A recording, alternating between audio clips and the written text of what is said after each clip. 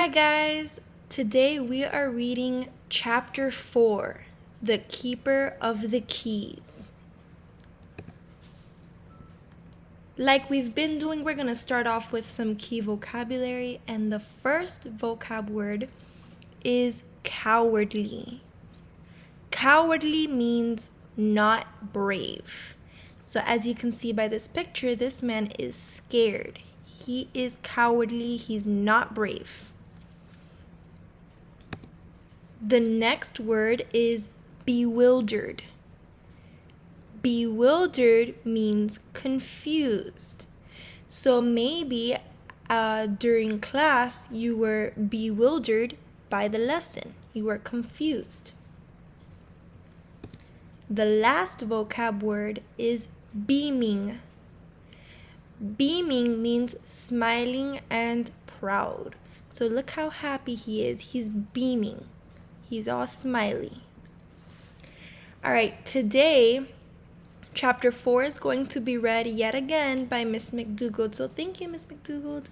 Same thing I always say, sit back, relax, and let's read. Pay very close attention, and remember, before you read, you should look at the questions that I sent you so that you can see what you need to look for as you read. So if you haven't done so already, before you continue watching this video, pause it and look at the questions that I sent you. Read them and then read this chapter.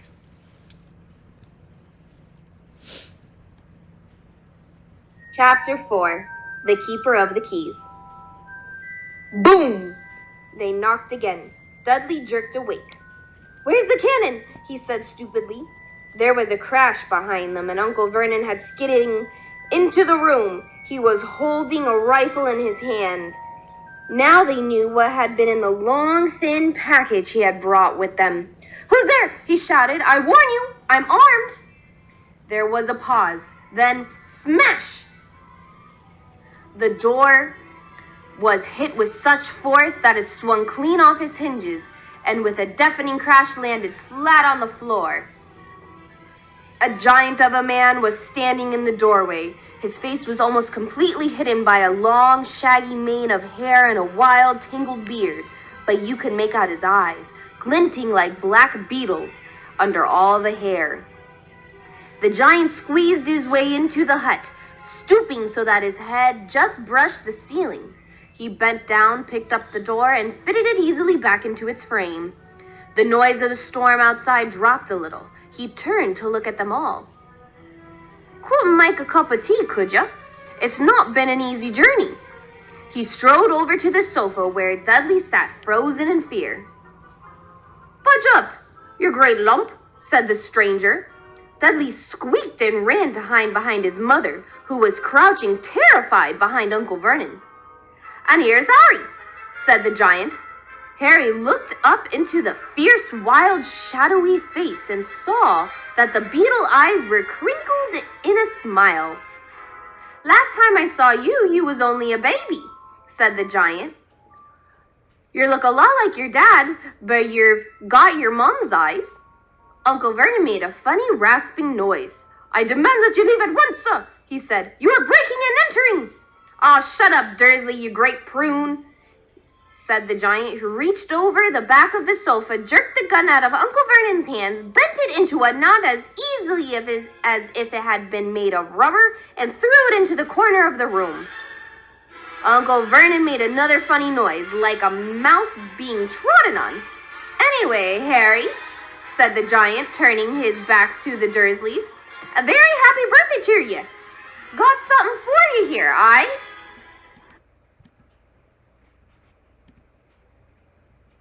"Might have sat on it at some point, but it'll taste all right." From an inside pocket of his black overcoat, he pulled a slightly squashed box. Harry opened it with trembling fingers. Inside was a large, sticky chocolate cake with "Happy Birthday, Harry" written on it in green icing. Harry looked up at the giant. He meant to say thank you, but the words got lost on the way to his mouth, and what he said instead was, "Who are you?" The giant chuckled. True, I haven't introduced myself. Ruby is Hagrid, keeper of keys and grounds at Hogwarts. He held out an enormous hand and shook Harry's whole arm. What about that tea then, eh? He said, rubbing his hands together. I'd not say no to something stronger if you got it, mind. His eyes fell on the empty grate with the shriveled chip bags in it, and he snorted. He bent down over the fireplace. They couldn't see what he was doing, but when he drew back a second later, there was a roaring fire there. It filled the whole damp hut with flickering light, and Harry felt the warmth wash over him as though he'd sunk into a hot bath. The giant sat back down on the sofa, which sagged under his weight, and began taking all sorts of things out of the pockets of his coat.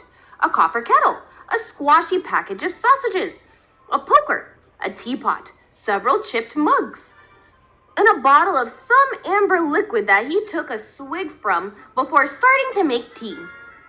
Soon the hut was full of the sound and smell of sizzling sausage.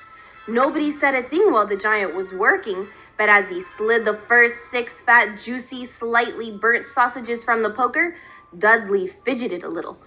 Uncle Vernon said sharply, "Don't touch anything he gives you, Dudley." The giant chuckled darkly. "Your great puddin' of a son don't need fattin' anymore, Dursley.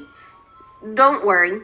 He passed the sausages to Harry, who was so hungry that he had never tasted anything so wonderful, but he still couldn't take his eyes off the giant. Finally, as nobody seemed about to explain anything, he said, "I'm sorry, but I still don't really know who you are." The giant took a gulp of tea and wiped his mouth with the back of his hand. "Call me Hagrid," he said. "Everyone does. And like I told you, I'm keeper of keys at Hogwarts. You'll know all about Hogwarts, of course." No," said Harry. Hagrid looked shocked. "Sorry," Harry said quickly. "Sorry?" barked Hagrid, turning to stare at the Dursleys, who shrank back into the shadows. "It's them as should be sorry. I knew you wouldn't get your letters, but I never thought you wouldn't even know about Hogwarts. For crying out loud, did you never wonder where your parents learned it all?" "All what?" asked Harry. "All what?" Hagrid thundered. "Now wait just 1 second." He had leapt to his feet. In his anger, he seemed to fill the whole hut. The Dursleys were cowering against the walls. "Do you mean to tell me," he growled at the Dursleys, "that this boy knows nothing about anything?"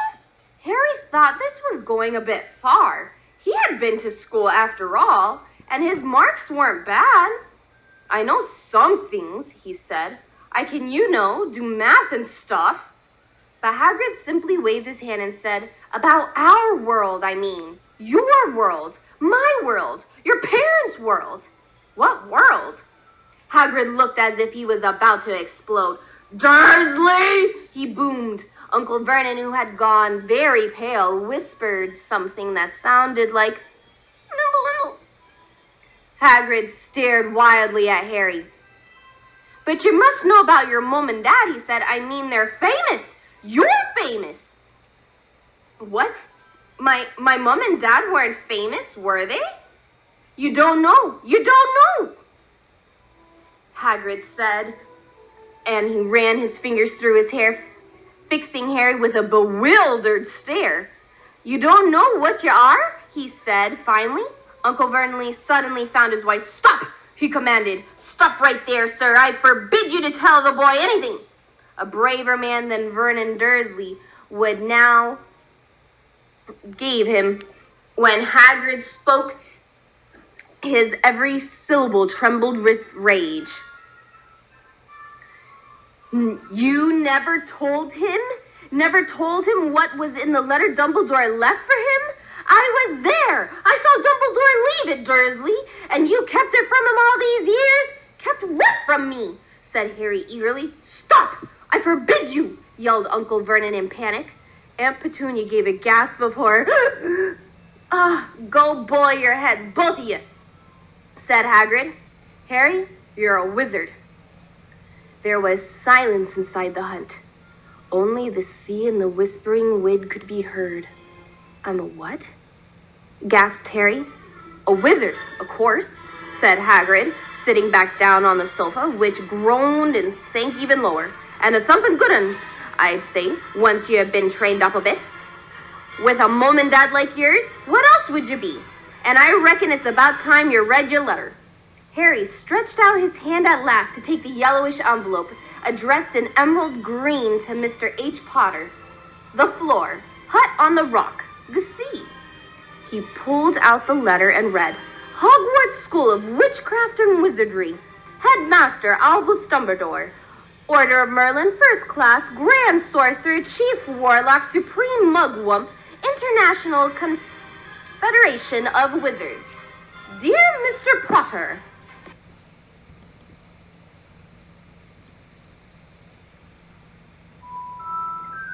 we are pleased to inform you that you have been accepted at Hogwarts School of Witchcraft and Wizardry. Please find enclosed the list of all necessary books and equipment. Term begins on September 1st. We await your owl by no later than July 31st. Yours sincerely, Minerva McGonagall, Deputy Headmistress. Questions exploded inside Harry's head like fireworks, and he couldn't decide which one to ask first. After a few minutes, he stammered, What does it mean they await my owl? Galloping Gorgons, that reminds me, said Hagrid, clapping a hand to his forehead with enough force to knock over a cart horse.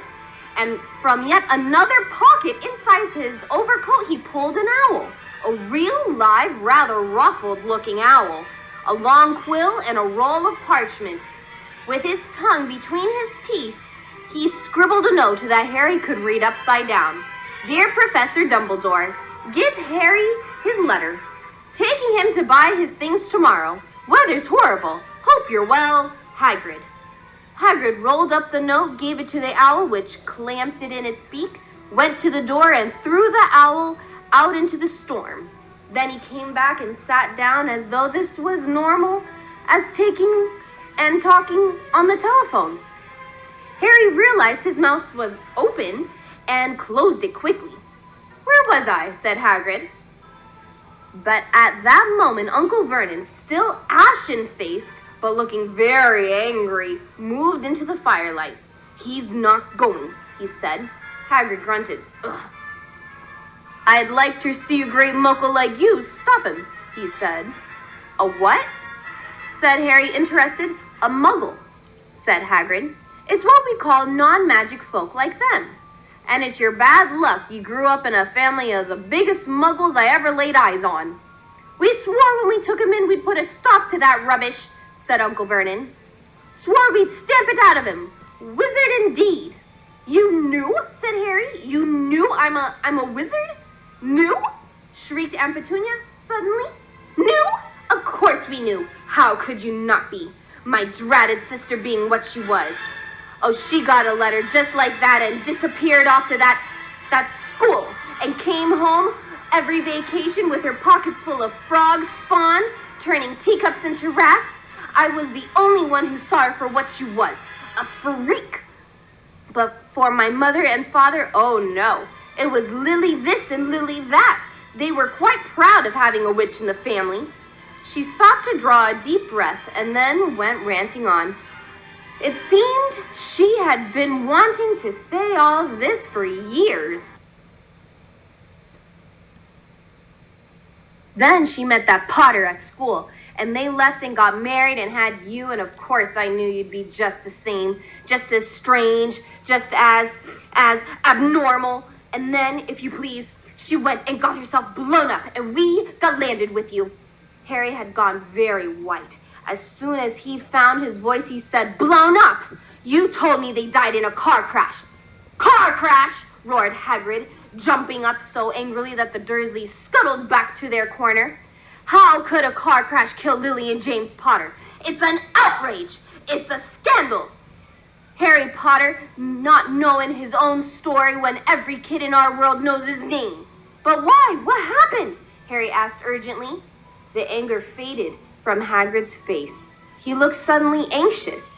I never expected this, he said in a low, worried voice. I had no idea. When Dumbledore told me there might be trouble getting hold of you, how much you didn't know, Harry? I don't know if I'm the right person to tell you, but someone's gotta. You can't go off to Hogwarts not knowing. He threw a dirty look at the Dursleys. Well, it's best you know as much as I can tell you. Mind, I can't tell you everything. It's a great mystery, parts of it. He sat down, stared into the fire for a few seconds, and then said, It begins, I suppose, with a person called... But it's incredible you don't know his name. Everyone in our world knows. Who? Well, I don't like saying the name if I can help it. No one does. Why not? Gulping gargoyles, Harry. People are still scared. Blimey, this is difficult. See, there was this wizard who went bad. As bad as you could go. Worse than worse. His name was... Hagrid gulped. But no words came out. Could you write it down, Harry suggested. Nah, can't spell it. All right. Voldemort. Hagrid shuddered. Don't make me say it again. Anyway, this wizard, about 20 years ago now, started looking for followers. Got 'em too. Some were afraid. Some just wanted a bit of his power, 'cause he was getting himself power all right. Dark days, Harry. Didn't know who to trust. Didn't dare to get friendly with strange wizards or witches. Terrible things happened. He was taken over. Of course, some stood up to him, and he killed them horribly. One of the only safe places left was Hogwarts. Reckon Dumbledore's the only one you know who was afraid of. Didn't dare try taking the school. Not just then, anyway. Now, your mom and dad were as good a witch and wizard as I ever knew. Head boy and girl at Hogwarts in their day. Suppose the mystery is why you know who never tried to get him on his side before. Probably knew they were too close to Dumbledore to want anything to do with the dark side. Maybe he thought he could persuade him. Maybe he just wanted him out of the... All anyone knows is he turned up in the village where you was all living on Halloween 10 years ago. You was just a year old. He came to your house and... Hagrid suddenly pulled out a dirty, very dirty, spotted handkerchief and blew his nose with a sound like a foghorn. Sorry, he said, but it's that sad. Knew your mom and dad and nicer people you couldn't find. Anyway, you know who killed him. And this is a real mystery of the thing. He tried to kill you, too. Wanted to make a clean job of it, I suppose. Or maybe he just liked killing by then. But he couldn't do it. Never wondered how you got that mark on your forehead? That was no ordinary cut. That's what you get when a powerful, evil curse touches you. Took care of your mom and dad in your house, even. But it didn't work on you. And that's why you're famous, Harry. No one ever lived after he decided to kill him. No one except you. And he'd killed so many of the best witches and wizards of the age. The McKinnons, the Bones, the Pruitts. And you was only a baby. And you lived. Something very painful was going on in Harry's mind. As Hagrid's story came to a close, he saw again the blinding flash of green light more clearly than he had ever remembered it before. And he remembered something else. For the first time in his life, a high, cold, cruel laugh. Hagrid was watching him sadly. Took you from the ruined house myself on Dumbledore's orders. Brought you to this lot. Load of old tosh, said Uncle Vernon. Harry jumped. He had almost forgotten that the Dursleys were there. Uncle Vernon certainly seemed to have got back his courage. He was glaring at Hagrid and his fists were clenched. Now you listen here, boy, he snarled. I accept there's something strange with you. Probably nothing a good beating wouldn't have cured. And as for all this about your parents, well, they were weirdos, no denying it, and the world's better off without them, in my opinion. As for all they got getting mixed up with these wizarding types, Just what I expected. Always knew they'd come to a sticky end. But at that moment, Hagrid leapt from the sofa and drew a battered pink umbrella from inside his coat. Pointing this at Uncle Vernon like a sword, he said, "I'm warning you, Dursley, I'm warning you. One more word." In danger of being speared on the end of an umbrella by a bearded giant, Uncle Vernon's courage failed again. He flattened himself against the wall and fell silent. "That's better," said Hagrid, breathing heavily and sitting back down on the sofa, which this time sagged right down to the floor. Harry, meanwhile, still had questions to ask, hundreds of them. But what happened to you know who? Good question, Harry. Disappeared. Vanished. Same night he tried to kill you. Makes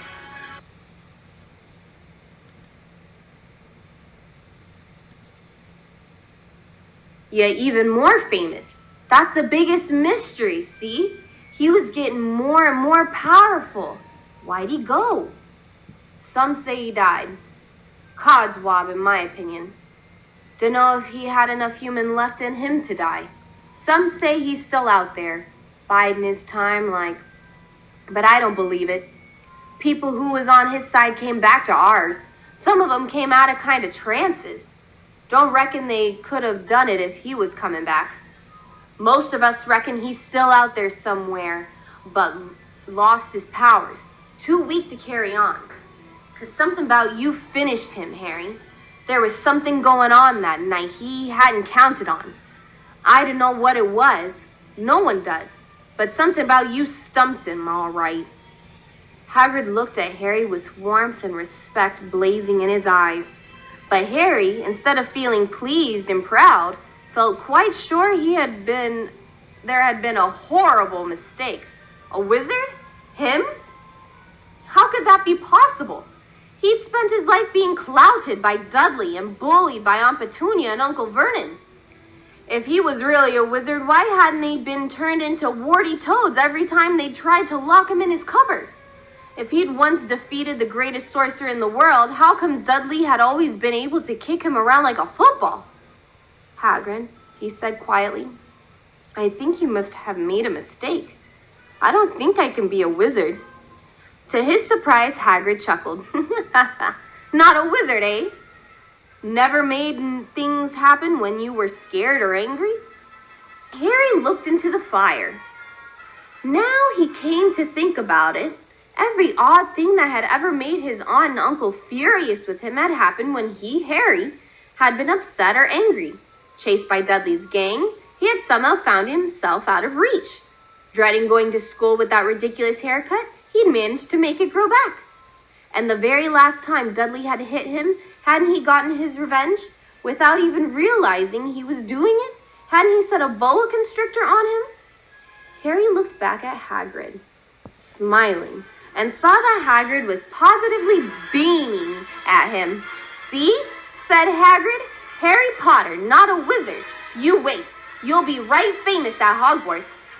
But Uncle Vernon wasn't going to give in without a fight. "Haven't I told you he's not going?" he hissed.